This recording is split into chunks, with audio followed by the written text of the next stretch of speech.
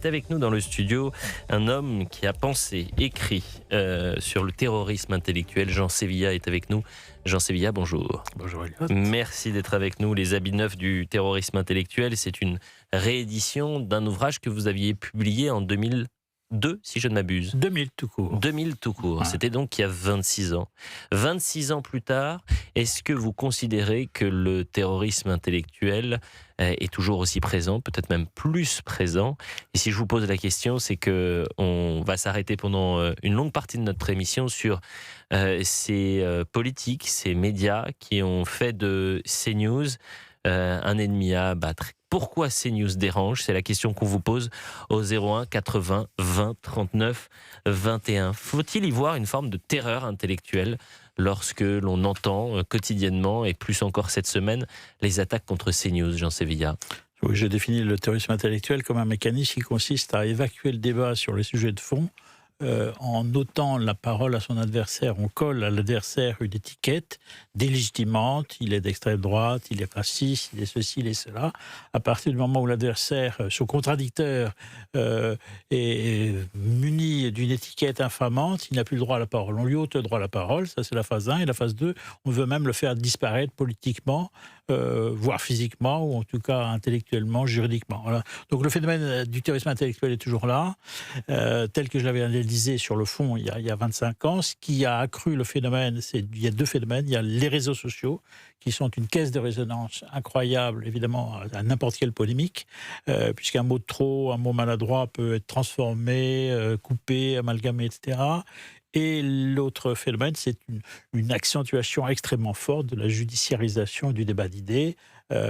Aujourd'hui, on vous menace d'un procès pour n'importe quoi, et les gens qui mériteraient véritablement un procès, souvent ne l'ont pas, ou souvent se terminent pour eux de façon, je dirais, ils s'en tirent très bien. Voilà. Donc il y a une forme d'injustice et de manipulation du débat public qui est extrêmement inquiétante et qui, malheureusement, je pense, va s'accroître à un an de la présidentielle. Et pourquoi CNews dérange?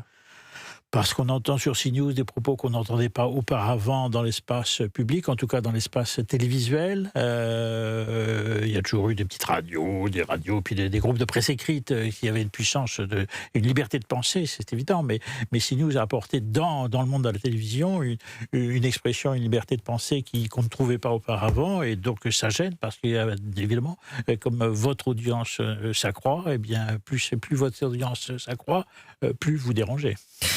Et aujourd'hui, est-ce qu'on dit souvent qu'il y a un système qui vacille, mais le système est toujours extrêmement fort? Et on l'a peut-être vu cette semaine, en s'attaquant à CNews, avec ce mariage entre des partis politiques que tout oppose normalement, mais aussi des médias qui se servent de moteur, en quelque sorte, à ce système. Oui, il y a un discours qu'on entendait il y a une dizaine d'années à peu près, qui consistait à dire maintenant la droite a gagné le combat des idées, a gagné la guerre culturelle. Et il y a même des gens de droite qui finissaient par le croire. C'est une chose à laquelle, personnellement, je n'ai jamais cru. Voilà.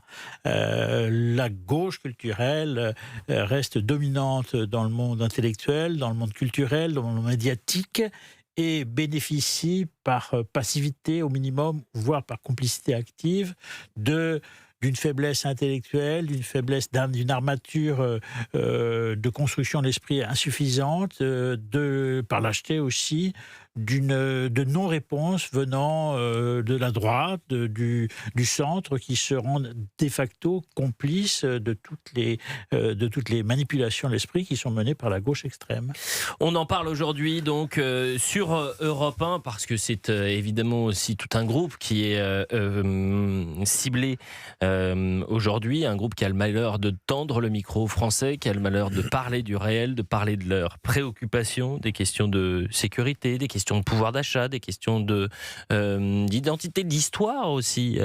Voilà des questions qui fâchent et qui dérangent un système bien pensé.